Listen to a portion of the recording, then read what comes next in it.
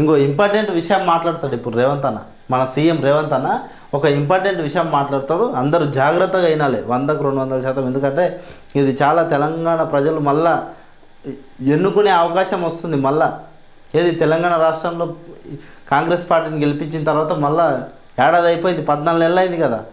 14 నెలల తర్వాత మళ్ళీ ఇంకో ఎలక్షన్ వస్తుంది. ఇది కాంగ్రెస్ పార్టీకి రెఫరెండంగా చూడాలి. ఎందుకంటే కాంగ్రెస్ పార్టీకి మళ్ళీ తెలంగాణ ప్రజలకు వీళ్ళు నిజంగా కాంగ్రెస్ పార్టీ న్యాయం చేసి ఉంటే తెలంగాణ రాష్ట్రం వచ్చే ఎన్నికల్లో 100కు 100% కాంగ్రెస్ పార్టీ వాళ్ళకి గెలుస్తారు. దానికి సంబంధించి రేవంత్ అన్న ఒక ఇంపార్టెంట్ విషయం మాట్లాడుతూ వినండి. మిగతా వివరాలు గద్దర్ వేదిక మీద చెప్తా. కాంగ్రెస్ పార్టీ కార్యకర్తలందరినీ మనస్ఫూర్తిగా అభినందిస్తున్నా. రాబోయే ఎన్నికలు మీవే. శంకర్ కు ప్రతాప్ రెడ్డికి ఆదేశాలు ఇస్తున్నా. వార్డు మెంబర్లు, సర్పంచులు, ఎంపీటీసీ, జడ్పీటీసీలను గెలిపించుకునే బాధ్యత వాళ్ళదే. ఇల్లు తిరుగుతారు, మిమ్మల్ని గెలిపిస్తారు, మిమ్మల్ని నాయకులను చేస్తారు. గ్రామాన కార్యకర్తలకు నా విజ్ఞప్తి, రేపు సర్పంచ్, ఎంపీటీసీ, జడ్పీటీసీ ఏం చేస్తారంట నాయకులు ఇల్లు తిరుగుతారంట. పొమ్మను రేపు పొద్దున ఎవరింటికన్నా పోయి అయ్యా ఓటేయి అని చెప్పి పొమ్మను. ఇంకా ఆడ ఏముంటే అది అందుకొని కొట్టేటట్లున్నారు. ఎన్నికలు 100% మనం గెలవాలని తెలియజేస్తూ మీ అందరి దగ్గర సెలవు తీసుకుంటున్నా. జై కాంగ్రెస్. పొద్దున జై కాంగ్రెస్ అంటే మళ్ళా కథ ఇంకోలాగా అయ్యేటట్లుంది. ఇట్లా రేవంత్ అని చెప్తున్నాడు. ఏది కార్యకర్తలకు, నాయకులకు దిశానిర్దేశం చేస్తున్నాడు. మొన్న సీఎం కాన్స్టిట్యున్సీలో ఏదైతే కొడంగల్లో పెట్టిన సభకు ముఖ్య కారణం, సభ జరగడానికి ముఖ్య విషయం, అసలు ఉద్దేశం ఏంది, ముఖ్యమైన ఉద్దేశం ఏంటంటే దీని వెనుక పెద్ద కుట్ర నడుస్తుంది అని చెప్పి చర్చ నడుస్తుంది జోరుగా. తెలంగాణ ఏది రాష్ట్ర వ్యాప్తంగా నడుస్తుంది. మన ఏది సీఎం సొంత నియోజకవర్గమైన కొడంగల్లో నడుస్తుంది. ఒకసారి ఆ చర్చ ఏంది, దాని వెనుకున్న కథ ఏంది, అసలు జనాలు ఏమనుకుంటున్నారు, అసలు చర్చ ఏంది, దాని సంగతి అని చెప్పి ఒకసారి పూర్తి స్థాయిలో మాట్లాడే ప్రయత్నం చేద్దాం. సో స్థానిక ఎన్నికల్లో ఎలాగైనా గెలవాలి, ప్రజలను గ్రిప్లో పెట్టుకోండి. ఈ తమ్నేల్ అందుకే పెట్టినాం మనం, ప్రజలను గ్రిప్లో పెట్టుకోండి. కొడంగల్ కాంగ్రెస్ లీడర్లకు సీఎం దిశానిర్దేశం. ఇది సీఎం సార్ చెప్తున్నాడు. ఏమని ఆల్రెడీ మొన్న వచ్చినప్పుడు ఎందుకోసం పెట్టిండో అంటే, మొన్న కొడంగల్కి వచ్చినప్పుడు ఎట్లయినా స్థానిక ఎన్నికల్లో మనం గెలవాలి, ప్రజలను ఇప్పటి నుంచి గ్రిప్లో పెట్టుకోండి అని చెప్పి సీఎం రేవంత్ అన్న ఇక్కడ ఉన్న కొడంగల్ నియోజకవర్గంకి సంబంధించిన లీడర్లకు దిశానిర్దేశం చేసిపోయిందని చెప్పి ఒక చర్చ నడుస్తుంది. ఇది ఎంతవరకు వాస్తవం అనేది తర్వాత విషయం. అయితే దీంట్లో భాగంగానే ఇప్పుడు రేవంత్ అనేది అయితే అందరూ ఇళ్లలో కొండి అందరినీ గ్రిప్లో పెట్టుకోండి, అందరికీ ఆదేశాలు ఇస్తున్న కార్యకర్తలు, నాయకులు తప్పకుండా గ్రౌండ్లో ఉండాలి. ఇప్పుడు ఎంపీటీసీ, సర్పంచ్, వార్డు మెంబర్ కాడ నుంచి జెడ్పీటీసీ వరకు అందరినీ తప్పకుండా 100కి 100% మనం గెలవాలి అని చెప్పి చెప్తున్నాడు కదా రేవంత్ అన్న. దాంట్లో భాగంగానే కొడంగల్ నియోజకవర్గంలో ఉన్న కాంగ్రెస్ పార్టీ నాయకుల పరిస్థితి ఎట్లుందంటే, ఊర్లలో విలేజ్లలో చూసుకుంటే మొన్న రేవంత్ రెడ్డి వచ్చిపోయిండు కదా, మొత్తం ఏది హామీలు అందించిపోయిండు. మళ్ళీ ఏది 4 పథకాలు అమలు అవుతాయని చెప్పి ఒక డేట్ పెట్టిపోయిండు. ఏది మార్చి 31 వరకు పెట్టిపోయిండు. అంతకుముందు గ్రామ సభ అన్నారు, అంతకుముందు కులగణన అన్నారు, ఆ తర్వాత ఏది గ్రామ సభల ద్వారా మొత్తం తీసుకున్నారు. ఏది ప్రజాపాలన ఫస్ట్, తర్వాత కులగణన, తర్వాత గ్రామ సభ మొన్న పెట్టింది. గ్రామ సభలో మొత్తం డీటెయిల్స్ తీసుకున్నారు. ఏమని మొత్తం తీసుకున్నారు.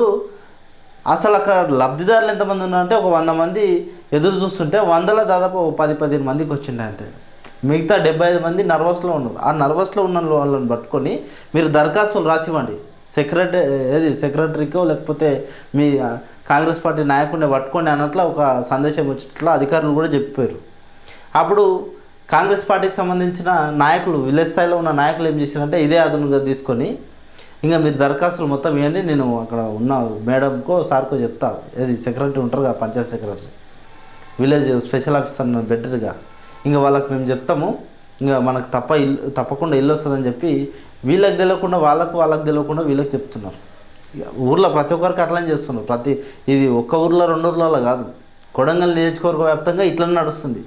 సో ఇట్లా కొడంగల్ నియోజకవర్గ వ్యాప్తంగా జనాలను కాంగ్రెస్ పార్టీ నాయకులు భయపెడుతున్నారు. ఒక రకంగా చెప్పాలంటే భయభ్రాంతులకు గురి చేస్తున్నారు. ఆందోళనలో ప్రజలు ఉన్నారు.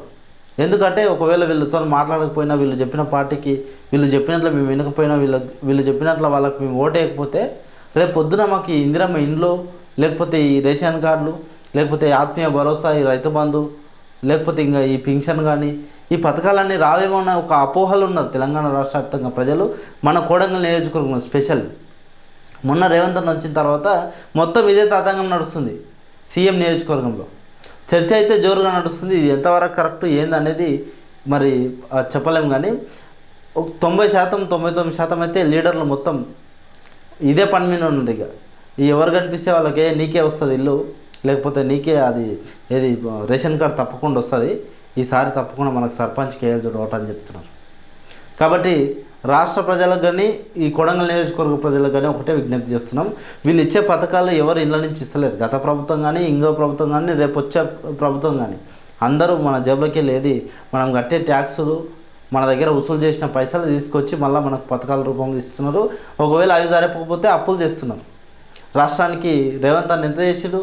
ఏడాదికి అప్పు 14 నెలలకు సంబంధించి ఏది ఏడాది కూడా పూర్తి కాలే కాకముందే అప్పుల చిట్ట బయట పెట్టేది. ఇప్పుడు మళ్ళీ 14 నెలలు గడుస్తుంది. మళ్ళీ ఇంకెంత తేవాల్సి వస్తుందో ఇది ఈ పథకాలకు అన్నిటికీ.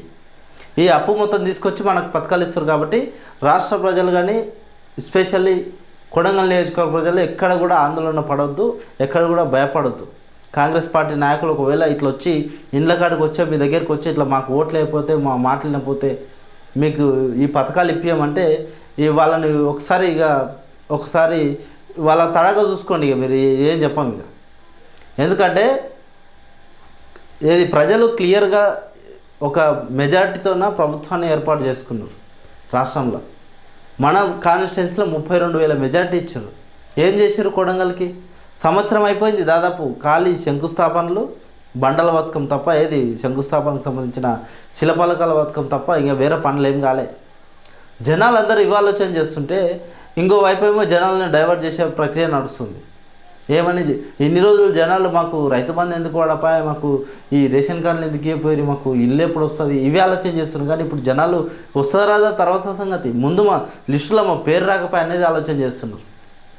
సో వీటన్నిటిని గ్రిప్లో ఉంచుకొని ఇక మొత్తం మీద జనాలను అయితే మీ గ్రూప్లో ఉంచుకొని ఇక వస్తాయి అని చెప్పి ఎలక్షన్లు అయిపోగానే తప్పకుండా వస్తాయి మీకు అని చెప్పి జనాల్ని గ్రిప్లో ఉంచుకోండి అని చెప్పి సీఎం రేవంత్ అన్న మొన్న వచ్చిన తర్వాత ఇది చంద్రబాబుకి వచ్చిన కదా, ఆ రోజు అందరికీ దిశానిర్దేశం చేసినట్ల ఒక చర్చ అయితే నడుస్తుంది. మరి దీనిపైన మన కొడంగల్ నియోజకవర్గ ప్రజలైతే అప్రమత్తంగా ఉండాలి. ఎప్పుడు ఓట్లు వచ్చినా కూడా నిజంగా మీకు ఈ ప్రభుత్వం పట్ల లేకపోతే ఈ కాంగ్రెస్ పార్టీ పట్ల ప్రేమ ఉంటే, ఈ కాంగ్రెస్ పార్టీ అధికారంలోకి వచ్చిన తర్వాత, మన రేవంత్ అన్న అధికారంలోకి వచ్చిన తర్వాత మీకు నిజంగా లబ్ధి జరిగింటే, మీకు నిజంగా మీరు ఏదైనా పథకంలో లబ్ధిదారులు అయితే, లేకపోతే నిజంగా మీరు హ్యాపీగా ఉంటే ఈ ప్రభుత్వం చేసే కార్యక్రమాలపైన హ్యాపీగా ఉంటే తప్పకుండా మీరు మీ అభిప్రాయాన్ని తెలియజేయండి. ఏముంటుంది మనం ఓటేసేటప్పుడు, ఏముంటుంది మనం ఓటేసేటప్పుడు 4 గోడల మధ్య ఓటేయాలి. ఆ గోడల మధ్య పోయి ఓటేయాలి. 4 గోడల మధ్య ఎవరు చూడాలి మనం ఓటేసేది. వీళ్ళు ఎన్ని చెప్పినా కూడా వినాలి అప్పటిపూర్తికి. సరే మీరు సూపర్, మన రేవంత్ అన్న గ్రేట్, రాష్ట్రానికి ముఖ్యమంత్రి అయ్యాడు, ఇక కొడంగల్ నియోజకవర్గానికి అయితే చేస్తాడు. ఇక 4 ఏళ్ళు ఉంటే అందరికి సంతోషమే. ఈ విషయం అభివృద్ధి కావాలనే కోరుకుంటున్నాం. కాకపోతే ఈడ విషయం ఏంటంటే ఇట్లా భయపెట్టడం మాత్రం కరెక్ట్ కాదు. వాస్తవానికి ఇదైతే చర్చ నడుస్తుంది జోరుగా. కాంగ్రెస్ పార్టీకి సంబంధించిన లోకల్ లీడర్లు ఎక్కడ వాళ్ళని కాదని చెప్పి మేము వేరే కార్యక్రమాలు, వేరే వ్యక్తులతోన, వేరే నాయకులతోనూ కలిసి తిరిగినా, ఏదైనా స్నేహపూర్వకంగా పోయి మాట్లాడినా కూడా టార్గెట్ చేస్తున్నారంట. ఇంకా ఇదే కనుక కొనసాగిందంటే తప్పకుండా సర్పంచ్ ఎలక్షన్లలో వచ్చే ఓట్లు కూడా రావు, డిపాజిట్లు కూడా రావు కొంతమందికి అయితే. Thank you. Subscribe Telangana public TV.